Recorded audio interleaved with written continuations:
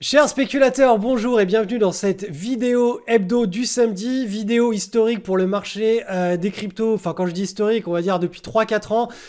C'est enfin, de mon point de vue en tout cas, le moment de commencer, en tout cas moi personnellement c'est ce que je vais faire, à prendre massivement des positions sur des positions spéculatives sur ce marché. Et je vais prendre vraiment le temps de vous expliquer pourquoi. Je vais aussi prendre le temps de vous sensibiliser sur les risques et de comment accueillir ce type de risque, comment les considérer. Voilà, c'est un moment charnière, je veux pas qu'il y ait de bêtises qui soient faites de votre côté. Je vais vous expliquer moi comment je vais m'y prendre, ce que l'on peut faire, les différentes stratégies que l'on peut mettre en place sans se dire ah, je suis en train de faire n'importe quoi ou en se disant ah là il n'y a qu'une seule façon de faire, c'est celle-là, il n'y en a pas d'autre. Non, vous verrez que c'est beaucoup plus nuancé que ça.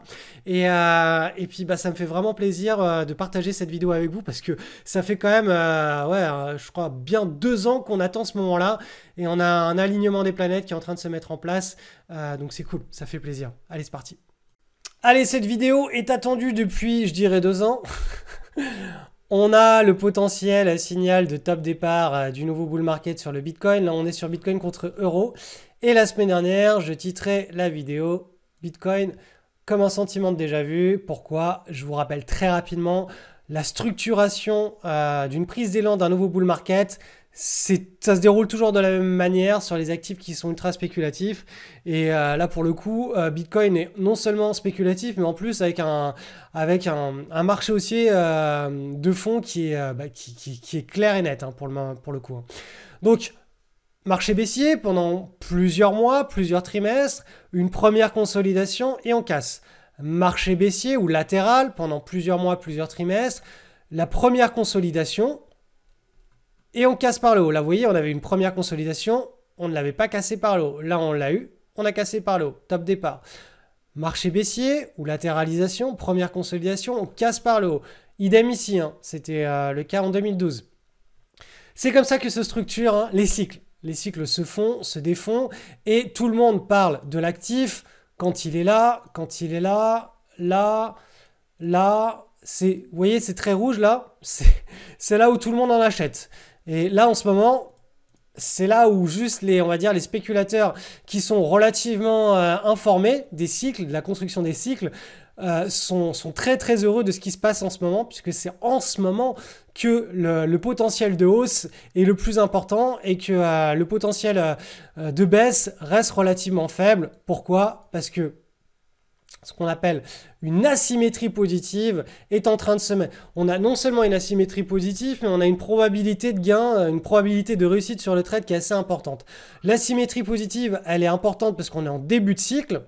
Voilà, on n'est pas tout à la fin, comme je vous montrais sur les flèches rouges. Et la probabilité de réussite est aussi importante. Pourquoi? Parce que ça y est, on a épongé le marché baissier. On est sur la première consolidation qui nous dit bon bah c'est bon, tout le monde s'est calmé, et là on a le premier breakout d'impulsion qui nous dit ça y est, les acheteurs sont vraiment en train de repartir sur cette classe d'actifs. Donc de mon point de vue, il n'y a pas meilleur moment pour mettre en place des trades. Donc les trades, comme j'expliquais la semaine dernière, ils peuvent être mis en place sur une structuration quand on n'a pas une pattern parfaite de pyramidage. Alors c'était peut-être dans l'école que j'avais parlé de ça. Bref. Peut-être la vidéo du samedi, peut-être la vidéo de mercredi dans l'école. Mais j'expliquais en gros cette semaine que, oui, je crois que c'était dans l'école avec, on a analysé Link, une crypto. Donc, bref, breakout, quand la pattern n'est pas parfaite, on a une potentialité de rentrer en 1, 2 ou 3 fois, à savoir un premier G ici, un deuxième G quand le breakout se met en place. Et pour ceux qui sont dans l'école, vous verrez, il y aura un cours sur le pyramidage qui arrivera très très très vite. Donc voilà, clairement, la pattern n'est pas, de mon point de vue, parfaite. Mais encore une fois, on est obligé de faire avec. Quand on ne suit tous les samedis qu'une poignée d'actifs, c'est très compliqué parce que on attend pendant des mois et des mois une pattern parfaite. Et puis quand elle break et qu'elle n'est pas parfaite, comment on fait? Bah voilà, on fait comme on peut, donc voilà, c'est des histoires de pyramidage autour du point d'entrée ici, hein, ou sinon on ne prend pas du tout position et on se positionne que sur des actifs qui sont retournés par nos screeners. Je parle encore une fois dans l'école ou dans l'académie de Swing Trading Daily, où là on a vraiment des patterns qui sont absolument parfaits et qui nous permettent de prendre position à des endroits parfaitement stratégique. Quand c'est pas le cas et qu'on doit absolument être obligé avec un gun sur la tempe de prendre position, comme c'est le cas sur le Bitcoin notamment, eh bien la prise de position se fait dans ces alentours-là, avec une situation de pyramidage. Pour ceux qui ne sont pas en position, se fait idéalement là, si on se met à consolider, bah, sur la zone de consolidation, ou éventuellement un peu plus haut sur une prochaine pattern de consolidation. En tout cas, voilà. La zone se trouve sur les niveaux actuels, de mon point de vue. C'est vraiment la zone stratégique pour s'exposer à un potentiel nouveau bull market. Et puis, bah, si c'est fake, hein, ça fait partie du jeu. C'est comme ça, on ne peut pas gagner à tous les coups en bourse. Hein. Il faut apprécier les pertes pour pouvoir apprécier les gains. On ne peut pas mettre en place des trades qui sont gagnants. Partez du principe que vous aurez un trade sur deux qui sera perdant, un trade sur deux qui sera gagnant. Quand le trade est perdant, vous coupez, vous perdez une unité. Quand le trade est gagnant, eh bien, la plupart du temps, si vous ne vous exposez qu'à ce type de situation, vous allez gagner 2, 3, 4, 5, 10, parfois 15 fois ce que vous étiez prêt à perdre.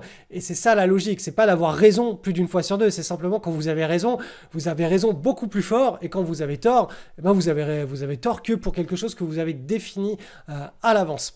Donc, je rappelle un petit peu les fondamentaux de la spéculation sur les crypto-monnaies. Vous pouvez, dans la logique de la spéculation habituelle, mettre un stop loss, mais vu que ce sont des classes d'actifs qui sont extrêmement volatiles, si vous mettez un stop loss qui se trouve à moins 23%, moins 25%, est-ce que ça vaut le coup de mettre un stop loss ou simplement de mettre si vous vouliez par exemple risquer, je sais pas moi, je vais dire les 100 € entre votre point d'entrée et votre point de sortie. Ça veut dire que potentiellement, vous allez mettre 500 € sur le trade et vous allez sortir en perte avec 400 €. Donc, vous allez perdre 100 €.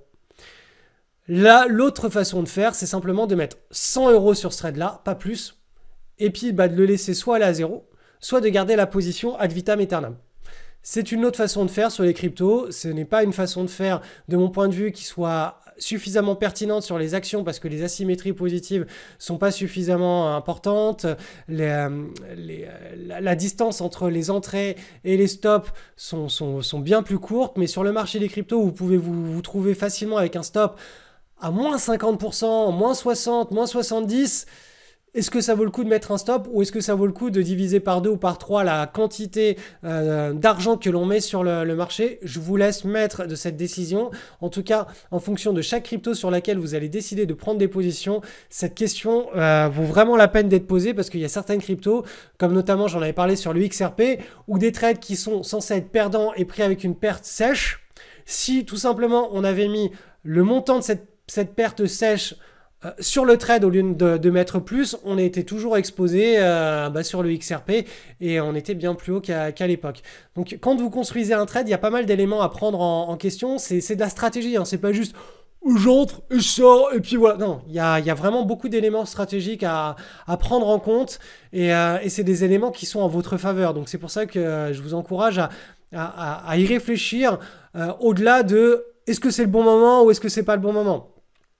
Ça va bien au-delà. Ça, c'est vraiment la base, hein. La base des cycles, c'est en ce moment, c'est le bon moment de réfléchir à prendre une position. Maintenant que vous savez que c'est en ce moment, comment est-ce que je structure le pari spéculatif? Et ça, c'est des questions qui sont propres à chacun en fonction des capitaux que l'on va mettre dessus, de son aversion au risque, de tous ces éléments-là.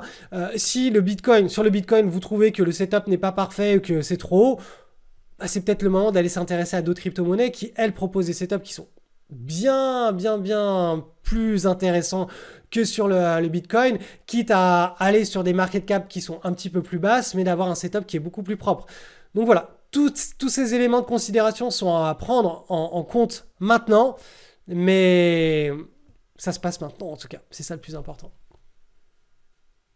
Donc je continue les analyses du marché crypto avec le Bitcoin coté contre du dollar américain. Donc vous voyez que sur le dollar américain, on a ce qu'on appelle un double creux, donc on n'a pas encore eu ce break de volatilité. Certains diront que oui, mais la micro-base en fait, hein, elle était en bas de la pattern, elle n'était pas en haut. Et en fait, là, on avait une potentielle prise de position.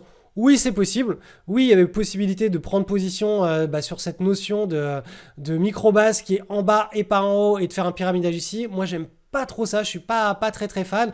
Donc là, l'idée, hein, c'est, de mon point de vue, il vaut mieux attendre un petit peu plus haut qu'on ait une première stabilisation et d'avoir le trade qui se fasse un petit peu plus haut avec le breakout un petit peu plus haut que d'essayer de tenter des prises de position sur des micro-bases qui se font en bas.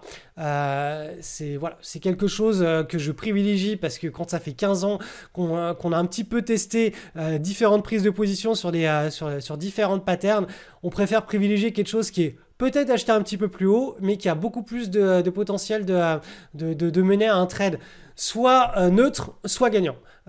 Si on désire éliminer la plupart des trades, les trades perdants, c'est comme ça. Vaut mieux rentrer plus haut, mais que ça pousse plus fort derrière. Donc voilà l'idée hein, pour ceux qui veulent trader du Bitcoin en direct. Il y a pas mal de stratégies, soit prendre une petite lichette dès maintenant, soit mettre en place tout son pari dès maintenant, soit attendre une nouvelle petite consolidation et d'attendre le breakout.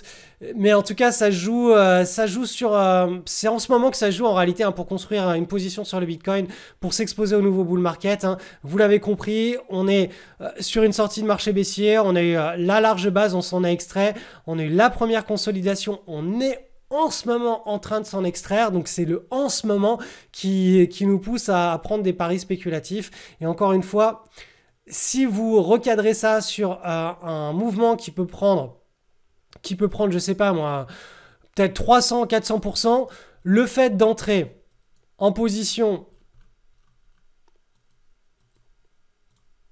ici, ou ici, ça va pas faire une énorme différence à la fin. À la fin de la course, honnêtement, que vous soyez entré pile poil sur le pivot pour aller, on va dire, fixe un objectif théorique à 100 000. Que vous soyez entré tout en bas, donc vous êtes à 216%. Que vous soyez entré là, vous êtes à 196%. Ou que vous soyez entré un petit peu plus haut, vous êtes à 180%. Ça fait pas une différence énormissime. C'est pour cela que voilà, là l'idée ça va être juste d'essayer de faire quelque chose avec ce qu'on a quand on n'a pas une pattern parfaite. Donc je le rappelle, hein, mais pour les spéculateurs les plus avertis qui veulent utiliser des stops assez serrés, il faut à minima qu'on ait une consolidation, hop, qu'on prenne la position sur le break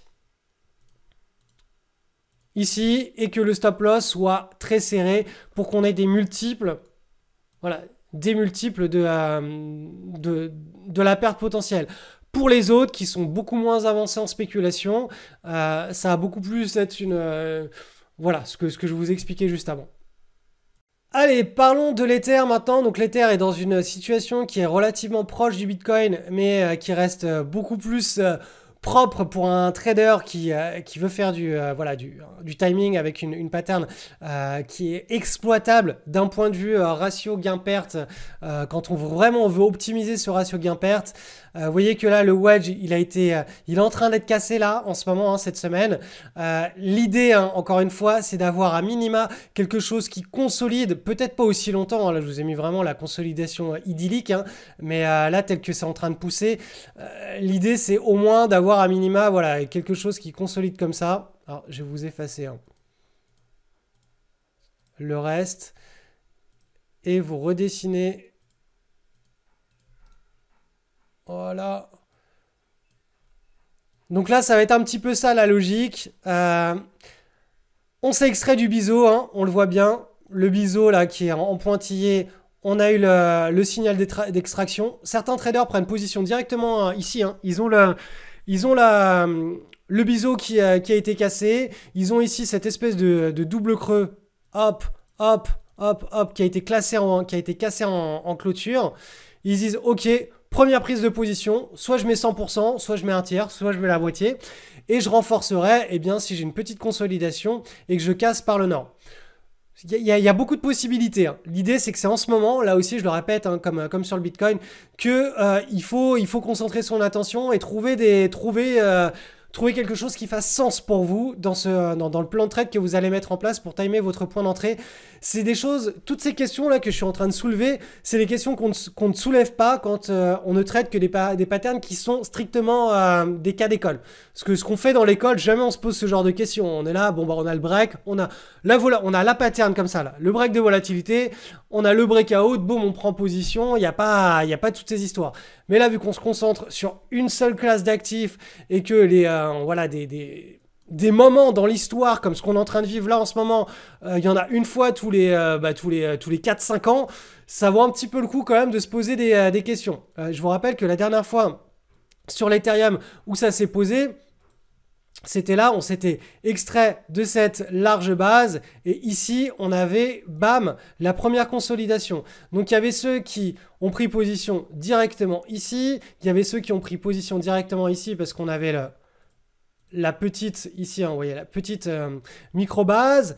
Ici, on avait une petite micro-base, mais c'était pas extrêmement long dans le temps, c'était davantage sur du 4 heures. Hein. Vous pouvez vous référer aux vidéos de... Alors, je sais plus si c'était dans l'école que j'avais fait les vidéos sur cette pattern de prise de position sur le TH ou dans la vidéo hebdo du samedi, mais en tout cas, voilà, ça jouait ici, et c'est ici qu'il faut concentrer notre attention, même si la pattern n'est pas parfaite en daily ou en hebdomadaire. Ah oui, alors là, on est sur de l'hebdo, donc ça devait être en daily. Allez hop, c'est parti. On va prendre un petit peu le temps cette semaine parce que c'est quand même un événement assez majeur qui est en train de se passer. Donc voilà, en daily, on avait ça. Ici. Et ici. Donc là, ici, la pattern était parfaite. Le Bitcoin ici se lançait aussi son rallye. L'Ethereum aussi. Donc là, on avait une première zone de prise de position qui était parfaite. La deuxième pattern, une tasse avec une anse. Alors là, si je devais revivre ça, je vous dirais, dans l'idéal, il faudrait que là, on ait construit le premier creux et qu'on ait un deuxième creux, que ça fasse comme ça. Tac, tac, tac. Pourquoi est-ce qu'à chaque fois, je vous parle de cette structure avec un break de volatilité? Parce que c'est les cas pratiques que l'on traite quand on utilise des screeners. Mais quand on n'utilise pas de screener, je le répète, mais on est obligé de faire avec ce qu'on a. Donc là, le breakout, il part entre guillemets prématurément. Donc là, la question qui se pose, c'est est-ce que je construis la position là, ici, tout de suite, maintenant? Est-ce que j'attends une nouvelle petite consolidation? Comment est-ce que je m'organise? Là, vous voyez que ceux qui attendaient trop longtemps, ils pouvaient ils loupaient le trade. Donc c'est un petit peu ça l'idée qui se passe en ce moment, c'est sur le Bitcoin, hein, comment est-ce que j'organise le trade, sachant que je peux, si j'essaie d'attendre trop longtemps, je peux passer à côté, mais en même temps, si je le prends le trade tout de suite et que finalement c'est quelque chose qui est un petit peu précoce, je peux me prendre une perte. C'est à vous de voir, mais en tout cas, c'est maintenant que ça se passe. Et s'il y a un moment dans l'histoire du Bitcoin où vous devez prendre position depuis 4 ans et risquer un petit peu, de mon point de vue, ça se passe en ce moment. Hein. S'il y a un risque à prendre, c'est pas quand tout le monde en parle ici, que tous les médias sont en train de vous dire voilà, c'est maintenant le Bitcoin, les voisins, le taxi. Non, non. S'il y a un risque à prendre, c'est certainement pas dans cette zone-là, mais beaucoup plus dans cette zone-là. Donc voilà, c'est assez étonnant parce qu'en général dans les zones qui sont beaucoup trop hautes, on se pose beaucoup moins de questions. On est tellement porté par l'engouement et la psychologie des foules qu'on y va franco, alors que là où tout le monde de manière générale est très sur la retenue, en vérité c'est là où il faut être beaucoup plus agressif et offensif. Donc voilà, vous avez ma vision pour l'Ethereum. Donc Ethereum, on est sur un signal de top départ en hebdomadaire. On a la structure de biseau qui a été cassée. On est sur la première consolidation du nouveau bull market. Donc là, c'est en ce moment que les choses se mettent en place pour tous ceux qui veulent construire des positions, des portefeuilles sur les cryptos et s'exposer au potentiel prochain potentiel bull market. C'est vraiment en ce moment que ça se passe. Voilà. Je ne sais pas comment vous transmettre mon engouement tout en restant très, très bon père de famille, parce que j'ai pas envie qu'il y ait des... Si le trade part mal, j'ai pas envie qu'il y ait des catastrophes et qu'on se dise « j'ai vendu mes enfants, la PlayStation, la maison, j'ai tout mis sur l'Ethereum ou le XRP, et puis le trade a été perdant, c'est de ta faute Cédric. » Non, je suis simplement là pour vous faire relativiser entre ok, c'est un très très bon moment, mais faites pas n'importe quoi non plus. Et enfin, sur le Ripple, sur XRP, La petite base, là, le petit double creux, certains pourront le placer comme ceci en mettant juste les clôtures, hein. On a un premier creux, un deuxième. On peut même parler de cette mèche ici, hein, qui elle aussi est un creux. Donc 1, 2, 3. Et là, on a la première semaine depuis pas mal de temps où on casse eh bien le pivot. Donc là, on a un signal potentiel de top départ, hein, sur le XRP. Ceux qui veulent mettre le pivot un petit peu plus haut en hebdomadaire, on est en train de le travailler en ce moment. Et donc, on peut aller voir sur du journalier, sur l'unité de temps un petit peu plus basse, ce qui se passe. Et là, vous voyez qu'on a eu là, bam, en journalier, un premier breakout. On est en train de consolider. Petite consolidation qui, de mon point de vue, est vraiment très, très, très bullish. Ça, c'est vraiment ce qu'on appelle un petit drapeau. Voilà, là, clairement, hein, sur XRP, ça reste très, très positif, hein. Le marché des cryptos, là, il est en train de pousser. On sent que l'engouement est en train de revenir. Et pareil, XRP, de mon point de vue, et d'un point de vue technique, hein, est beaucoup plus propre que Bitcoin pour une prise de position, parce que clairement, vous voyez, on a un pivot ici qui est organisé. Si on casse ce tout petit pivot ici, il y a une prise de position qui peut se faire là. Le stop peut être placé en dessous. Là, si vous décidez de prendre position dès maintenant, ça fait sens. Je vous le rappelle, hein, en hebdomadaire, on est sur un bas de grand triangle chartiste. On a déjà construit le point d'inflexion du bas de ce triangle chartiste. On a déjà cassé par le haut. Là, on est simplement sur un mouvement de pullback. Et sur ce pullback, ça y est, on est en train de faire le point de retournement. Donc, sachant que derrière, il y a tout le marché des cryptos qui est en train de pousser vers le nord, c'est quelque chose qui peut aller très très vite aux alentours de 1.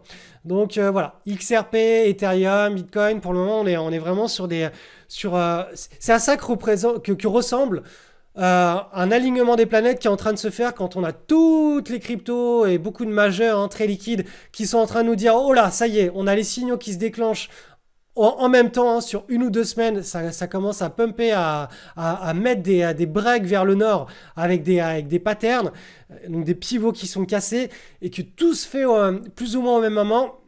C'est ce type de conditions-là qu'il faut exploiter quand on est un spéculateur. C'est pas, je le répète, hein, c'est pas quand tout le monde en parle et que c'est ici ou ici qu'il faut commencer à réfléchir à prendre position. C'est plutôt quand personne n'en parle et que le doute est toujours réel, mais que tout est en train de se mettre en place. En quelques jours, les prises de position se font massivement sur l'ensemble de la cote. Donc à ce propos, il y a probablement des lectures que vous pouvez faire, hein, pour un petit peu stimuler votre intérêt, hein, vis-à-vis de la spéculation. Il y a Jess Livermore, je crois que ça s'appelle Les Confessions d'un spéculateur. Je me rappelle même plus, ça fait tellement d'années que je ne l'ai pas relu. Mais voilà, le bouquin de Jess Livermore, c'est l'un des plus grands spéculateurs du siècle dernier. Il vous explique un petit peu comment je crois qu'il a été riche et ruiné plus de 3 ou 4 fois dans sa vie. Vous avez le livre de Nicolas Darvars, qui vous explique lui aussi sa façon de spéculer. Vous avez... il y en a plusieurs, en fait. Quand vous tapez ces noms de livres dans Amazon, vous allez avoir des recommandations d'autres livres, de traders de légende, et vous verrez que leur façon de percevoir les marchés haussiers se mettre en place, c'est exactement ce dont on est en train d'assister ensemble en ce moment sur les marchés des cryptos. C'est quand tout commence à se réveiller, qu'on a des ruptures de pivot sur des patterns qui se mettent en place après un long moment de morosité, qu'on a les plus beaux trades et les plus belles performances qui se mettent en place. Donc n'hésitez pas à aller lire ça. Vous avez, je crois, une adaptation en français de tous ces grands traders qui s'appellent Les Maîtres de la Bourse, aux éditions Valor. Vous pouvez lire ça aussi, hein. C'est un petit condensé de toutes les techniques des plus grands traders du siècle dernier. Et vous verrez un petit peu, ils partagent tous la même philosophie et le même type d'approche. Alors, il est fort probable que j'envoie des emails personnels pendant les semaines à venir à ma communauté qui est inscrite à ma liste d'emails privés, le lien est en description, concernant ce bull market sur les cryptos, et dont vous n'aurez pas l'accès si vous êtes simplement sur YouTube en train de regarder cette vidéo du samedi. Donc je vous encourage très fortement à rejoindre ma liste de diffusion personnelle, privée. Vous pouvez vous désinscrire à tout moment de ces emails. Le lien est en description. Il va falloir que vous confirmiez votre inscription. Vous allez recevoir un email probablement dans vos spams. Vous confirmez, vous le déplacez dans votre boîte de réception et vous allez pouvoir être bien encadré, ou en tout cas avoir des petits tips et des insights de ma part pendant ce potentiel nouveau grand bull market que nous allons vivre tous ensemble, je l'espère, sur les cryptos. Allez, petit point rapide sur l'or côté contre des euros. Donc on est en hebdomadaire. Donc vous voyez, cette semaine, on est venu chercher le niveau de résistance. Il y a eu pas mal de volatilité. Donc on a tout simplement bloqué sur ce point dur. C'était attendu. Et maintenant, ce que l'on espère, c'est ce que je vous explique depuis quelques temps maintenant, c'est d'avoir au moins un petit break de volatilité. Si on doit assister au breakout derrière, il faut qu'on ait un petit break de volatilité. Donc des cours qui se posent, qui se reposent surtout avant d'assister à un éventuel breakout par le nord. La situation est assez proche sur l'or côté contre du dollar américain. On est là aussi sur ce graphe sur de l'hebdomadaire. Donc là, on est une nouvelle semaine de hausse. Vous voyez qu'on a un tout petit peu plus de marge pour aller chercher la zone de résistance au cours des 1, 2, 3 prochaines semaines. Mais l'idée derrière, c'est d'avoir à minima une latéralisation comme ça, quelque chose où on contracte la volatilité et qu'ensuite on break pour avoir un pari spéculatif qui soit extrêmement pertinent à mettre en portefeuille. Dans tous les cas, quand ou si, parce que je ne sais pas si elle sera cassée, je suppute, mais si cette zone de résistance historique est cassée sur l'or, je vous rappelle que derrière, on libère quelque chose sur du long terme qui est un nouveau bull market. Donc là, on est sur du mensuel. Vous voyez que là, on a une large pattern de consolidation alors qu'on est dans un grand cycle haussier sur séculaire. Et sur le trimestriel, on le voit bien, ce cycle haussier, on est dans un grand canal de hausse et là, on est simplement en train d'arriver à la maturation de cette petite pattern de consolidation. Donc là, on attend la suite ici avec un break qui aura très probablement lieu, je l'espère, pendant l'année 2024 et peut-être d'ici la fin d'année 2023 si on se précipite. J'espère qu'on ne se précipitera pas parce que je préfère qu'on prenne vraiment le temps et qu'on ait un setup très propre qui libère un mouvement extrêmement fort derrière. Analyse du SP500 avec une semaine de baisse qui nous fait tout simplement revoir notre image mentale. Je vous rappelle que sur cet indice, on était en nouveau cycle haussier tant qu'on restait au-dessus de ces deux barres en pointillé qui définissaient le range market. Du coup, là, on repasse en range market et je vais vous actualiser l'analyse. Ça arrive assez rarement, les actualisations d'analyse. C'est quand on casse un niveau, comme là, boum. Et quand on revient dans un niveau, qu'on recasse un niveau, on change de psychologie des foules ou en tout cas d'analyse, de perception de la psychologie des foules. Mais vous allez voir que sur le moyen long terme, rien n'a changé. Donc là, tout simplement, j'ai décidé de refaire de reprogrammer cette image mentale avec vous, de ne pas le faire en amont, comme ça vous allez comprendre comment ça marche. Donc là on est à nouveau en range market. Sur l'unité de temps supérieure, on est toujours dans cette logique de tasse avec une anse. Simplement l'anse, la deuxième partie serait un petit peu plus longue et un petit peu plus profonde dans le temps. Je ne sais pas. Je ne suis pas capable de lire dans l'avenir. Tout ce que je vois, c'est que on est en plein bull market sur le très long terme, que ce bull market, pour le moment, il n'est pas cassé. On n'a pas cassé de grands supports. On est simplement dans des successions de marges d'escalier et que cette marge d'escalier qui est assez longue est en train de prendre pour le moment la forme d'une tasse et anse qui est une marche d'escalier à une consolidation qui est typique des bull market, des continuations de tendance. Elle est un peu longue dans le temps, mais ça c'est une très bonne chose puisque ça veut dire que plus c'est long et plus derrière c'est censé être bon si on casse par le haut. Donc voilà, déjà l'image mentale à moyen long terme elle n'a pas changé, c'est simplement le timing à un peu plus court terme qui change. Donc là, le range market, je vais tout simplement le redéfinir puisque clairement on est retourné dedans et que vous voyez sur le long terme on a cette grande tasse et là on serait dans la construction de l'anse. Donc du coup le bull market il sera au-dessus. Hop. Bon, allez hop, on supprime tout. Donc voilà. Là on repasse dans une situation de range market. Tant qu'on est entre ces deux bornes, on est en range market. Si on casse par le dessus de cette borne, On passera en nouveau cycle baissier. On en est très loin pour le moment, hein, vous l'avez vu en mensuel. On est vraiment, hein, sur une construction de base, continuation de bull market. Et donc là, l'idée maintenant, ça va être de voir comment va se développer, hein, cette deuxième partie. Toute cette partie ici. Donc l'idée, hein, si on a une grande tasse séance, hein, si on a cette grande tasse, eh bien là, il va falloir que l'anse, elle se stabilise avec une réduction de la volatilité. Donc c'est toujours en partant du très long terme et en analysant eh bien la dynamique profonde que à court terme, en fonction des niveaux qui sont cassés à court terme, hein, on peut garder des schémas qui sont viables. Donc là, tout simplement, on est passé d'un schéma viable à un autre schéma viable, mais ça ne remet en rien la dynamique de long terme. Simplement, ça retarde un tout petit peu plus à court terme ce qu'il est en train de se passer. Donc là, très probablement qu'on aura eh bien, le triangle qui était dessiné que je vous avais dessiné à l'époque, probablement qui sera un petit peu plus, voilà, un petit peu plus profond et volatile à court terme, mais qui devrait se réduire sur le moyen terme, notamment, hein, pendant le premier trimestre de l'année 2024. C'est là où on devrait voir les choses, hein, se mettre en place pour le nouveau bull market. Donc je passe maintenant sur le Nasdaq, on est sur du mensuel ici, donc vous voyez, hein, on a toujours cette image d'un indice qui est profondément haussier, hein, depuis la crise des subprimes, hein. On serait là en train de faire la grande tasse et ensuite lance, donc là ça remet simplement en question la profondeur et la taille de lance. Hop, on aurait peut-être quelque chose qui va être un petit peu plus comme ça, donc affaire à suivre. En tout cas voilà.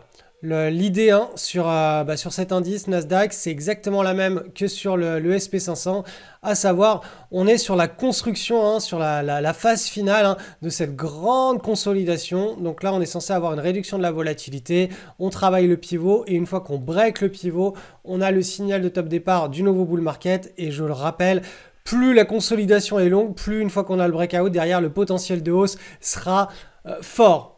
Tant en termes de temps, en termes de longueur, qu'en termes d'espérance de gain, donc c'est-à-dire en termes d'appréciation. Donc si on passe maintenant sur l'unité de temps inférieure en hebdomadaire pour voir ce qui s'est passé cette semaine, vous voyez qu'à très court terme, on a cassé un petit support. Donc tout simplement, le petit triangle que je vous avais potentiellement dessiné ici, il va prendre une forme potentiellement donc un peu plus longue. On va dire quelque chose qui devrait ressembler davantage à ceci.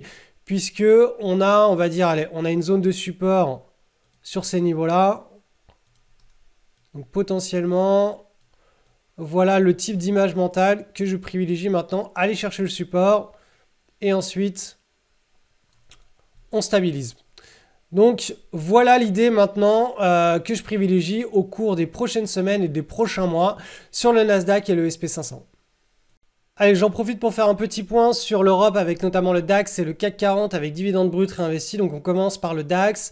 Donc le DAX, il est en train d'arriver sur une zone ici de support, donc ce qui est très positif, hein. Donc là, les acheteurs redeviendront en principe, hein, assez actifs sur ces niveaux-là.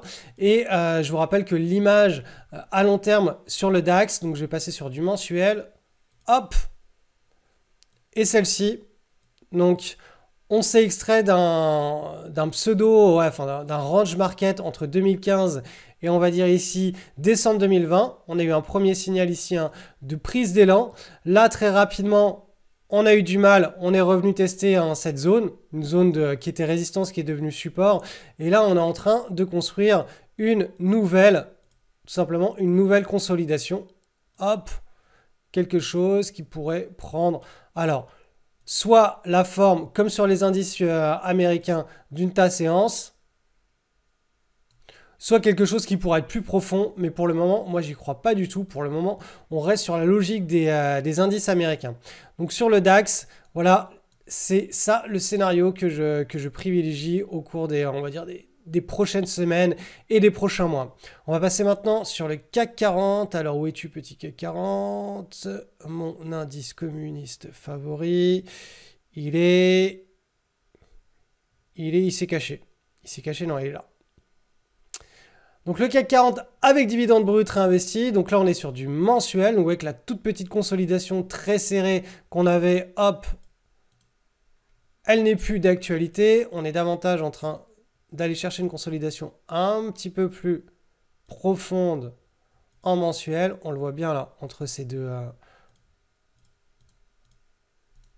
bornes.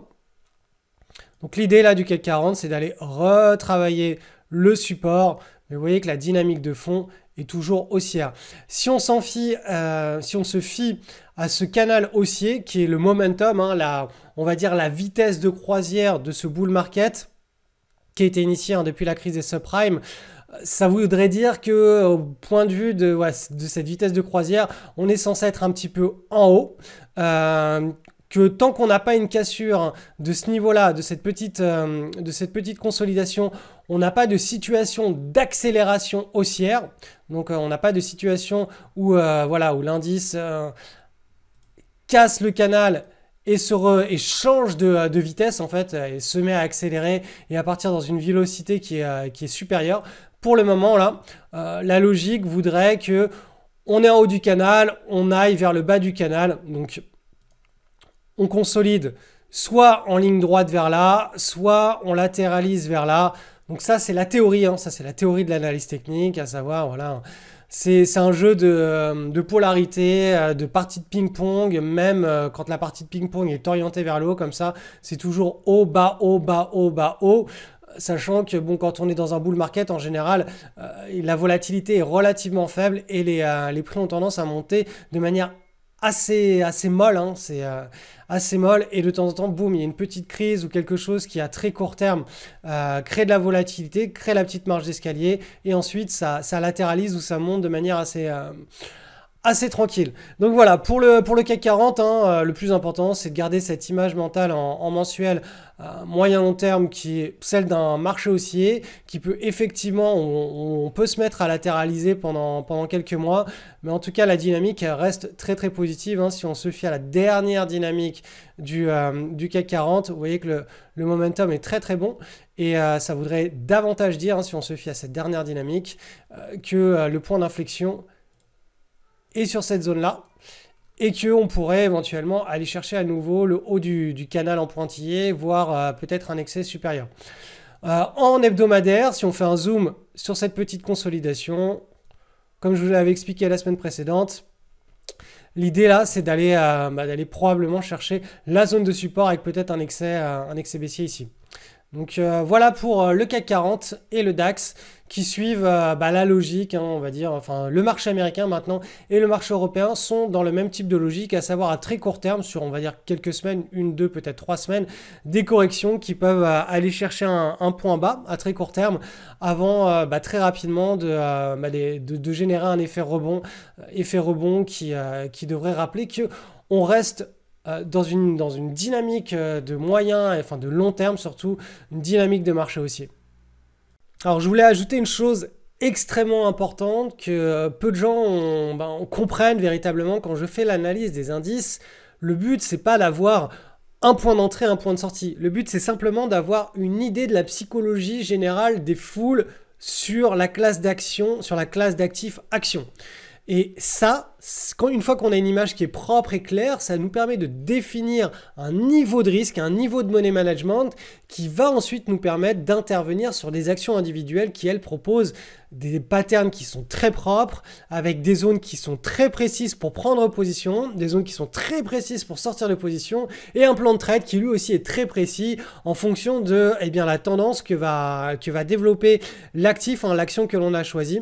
Ça peut être un mouvement qui s'accélère, qui redevient mou, qui part vers le sud directement. Bref, on ne prend pas position, je ne prends pas position sur les indices boursiers, je ne fais pas de spéculation sur les indices boursiers, il y a trop de bruit, il y a trop de... c'est pas propre, c'est pas comme ça de mon point de vue que l'on peut avoir des vrais bons setups de trading. On peut en avoir peut-être une fois tous les 10 ans des bons setups de trading et la plupart du temps sur des unités de temps qui sont très très longue, hein, type sur du mensuel, mais certainement pas sur du daily ou de l'hebdo, c'est extrêmement rare et ça bouge trop peu en fait, hein, pour qu'on ait des vraies grandes espérances de gains. Donc cette analyse des indices, hein, que je vous partage chaque semaine, elle a purement vocation non pas à être précise ou de trouver un point d'entrée, un point de sortie, mais sa vocation ultime, c'est simplement de définir voilà un money management pour notre swing trading. À savoir, est-ce qu'on est en marché haussier? Est-ce qu'on est en marché en range? Est-ce qu'on est en marché baissier? Et si on est en marché en range, est-ce qu'on est sur la fin du marché en range et qu'on s'apprête à avoir un marché baissier ou haussier? Ou est-ce qu'au contraire, on est sur le début d'un marché en range? Donc ça nous donne simplement voilà, une vision, une image globale qui peut changer à tout moment. On s'autorise d'une semaine sur l'autre quand on a des signaux qui arrivent à changer d'image mentale, mais ça ne remet absolument aucun moment en question notre façon de spéculer qui, je le rappelle, se fait sur des actions individuelles grâce à des screeners, grâce à des patterns qui sont extrêmement qualitatives. Et ces patterns qualitatifs, on ne peut les trouver que si on screen 5000, 10 000 actions régulièrement. Et sur ces 5 ou 10 000 actions, de temps en temps, il y en aura une, deux ou trois qui vont nous proposer un setup de trading parfait. Mais de mon point de vue, il est strictement inenvisageable de pouvoir se dire tiens, je vais suivre par exemple l'action Microsoft et puis acheter, vendre, parce qu'on n'aura jamais des setups de trading qui seront ultra qualitatifs avec des espérances de gain hors du commun. Pour cela, il faut vraiment attendre des situations qui soient hors du commun pour saisir des opportunités hors du commun ou rester cash. Et encore une fois, le sentiment de marché nous permet de savoir si on y va mollement en termes de risque, moyennement ou en étant un petit peu plus offensif. Et dernière chose, si tout ce dont je vous parle, ça fait écho en vous, ça résonne, n'hésitez pas à vous inscrire sur ma liste de diffusion privée, donc le lien est en description. Vous mettez votre meilleur email et vous validez votre inscription en déplaçant probablement l'email de confirmation de vos spams vers votre boîte email normale. Et vous verrez que pendant l'année, régulièrement, je vous envoie des cas pratiques, des petites anecdotes personnelles, une façon de voir l'approche de la spéculation ou de l'investissement qui n'est pas quelque chose que je partage communément sur YouTube. Il y aura probablement aussi des petits conseils. Donc c'est des choses que je ne partage qu'en privé et que vous ne pourrez avoir que via cette liste d'emails privés. Et encore une fois, je le répète chaque semaine, mais vous pouvez vous désinscrire à tout moment si vous trouvez que c'est du spam. En ce moment, j'en envoie pas des emails, mais voilà, c'est par période de l'année quand j'ai envie d'écrire ou j'ai envie de parler de certains sujets. Eh bien, ça se passe directement dans les emails privés. Le lien est en description.